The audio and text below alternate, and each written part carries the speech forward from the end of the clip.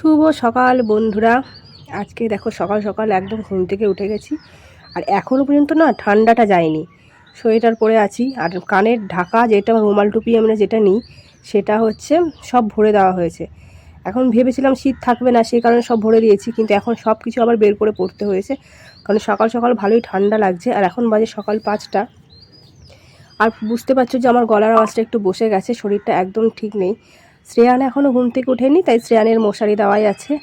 মশারি দিলে কি একটা নিশ্চিন্ত যে রাত্রেবেলা একদম মশা ঢোকে না। আর এখন ফ্যান চালাতে হচ্ছে না, 3-4 দিন ধরে ঠান্ডা পড়েছে।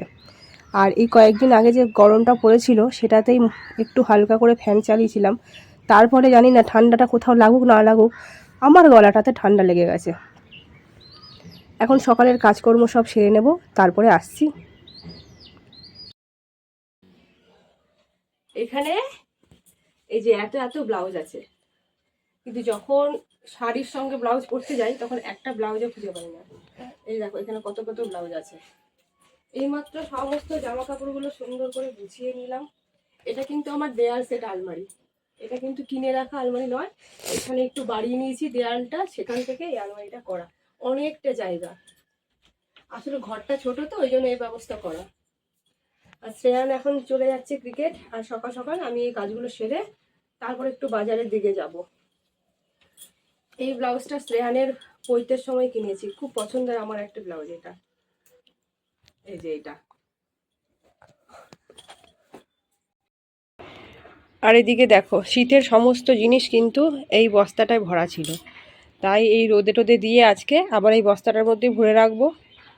আর এছাড়াও আরও অনেক সোয়েটার ফোয়েটার এখনও বাইরে আছে, সেগুলো আরেকদিন রোদে দেবো, তারপরে এই বস্তার মধ্যে ভরে রাখবো। ওরা এখনও আর কি পরি আমি। আর এখন বাজে বিকেল 5টা মতন। এখন এই জামা কাপড়গুলো ভরে রেখে দেবো, তারপরে সন্ধ্যা দিয়ে রাত্রের খাবারের ব্যবস্থা করতে হবে। রাত্রের খাবার বলতে ওই করবো, রুটি আলু ভাজাই করবো, নাহলে আলু চচ্চড়ি করবো। আলু ভাজাটা আমাদের ডেলি ডেলি হবেই, মানে ডেলি না হলেও প্রায় হবে, কারণ সৌরভ আলু ভাজা খেতে ভালোবাসে রুটি দিয়ে। ওই একতরফা শুধু আলুই খেতে ভালোবাসে, হয় আলু চচ্চড়ি না হলে আলু ভাজা।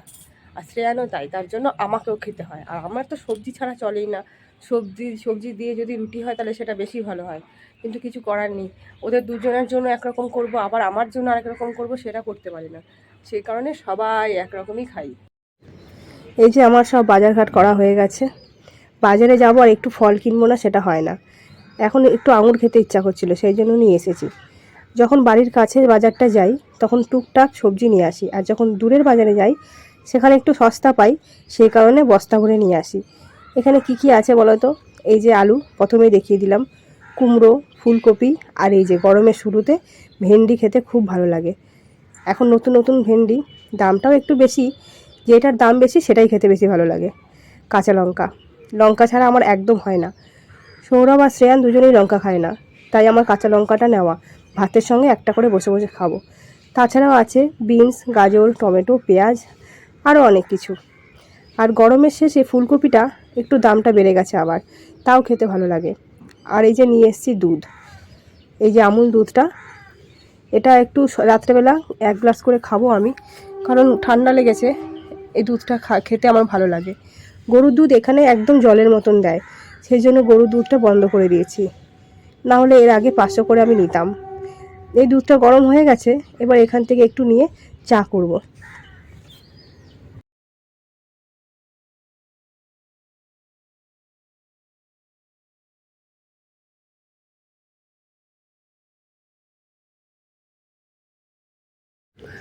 ওদিকে বাপ ছেলে দুজনে মিলে ক্রিকেট খেলা দেখছে।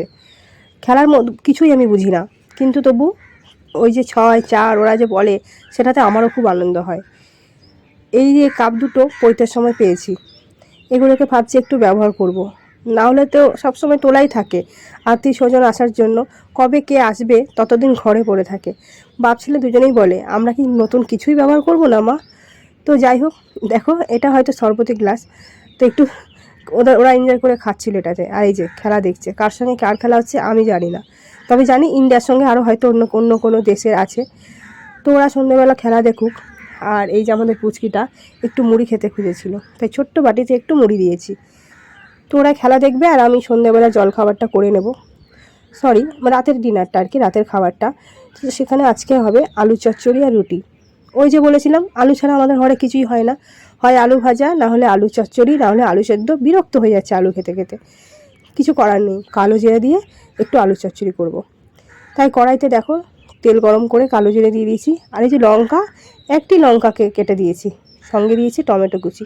টমেটোটা মজে এসেছে, এরপর এর মধ্যে দিয়ে দেবো সামান্য চিনি। এটা হচ্ছে ঘটি বাড়ির রান্না, চিনি না দিলে মোটেই চলে না। আমার বাপের বাড়ির বাঙাল, প্রচণ্ড ঝাল খেতে ভালোবাসি। এই দেখো, যে কোনো তরকারিতে একটু মিষ্টি মিষ্টি না হলে হবেই না। আলুর চচ্চড়িটা কিন্তু আমার হয়ে গেছে, এরকমই ঝোল ঝোল রাখবো, আর ঠান্ডা হয়ে গেলে জমে যাবে। আর নামানোর আগে দিয়ে দিলাম কি বলো তো, ভাজা মশলা।